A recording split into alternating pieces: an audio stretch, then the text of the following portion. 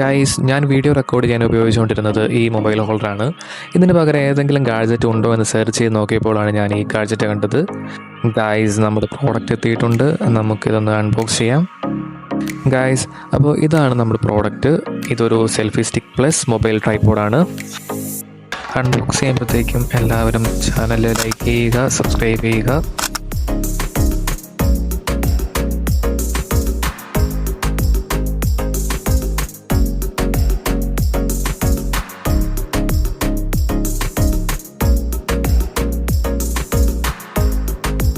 ഇതിലൊരു charging cable വരുന്നുണ്ട്. ഇത് ലൈറ്റ് ചാർജ് ചെയ്യാൻ വേണ്ടിയിട്ടുള്ളതാണ്.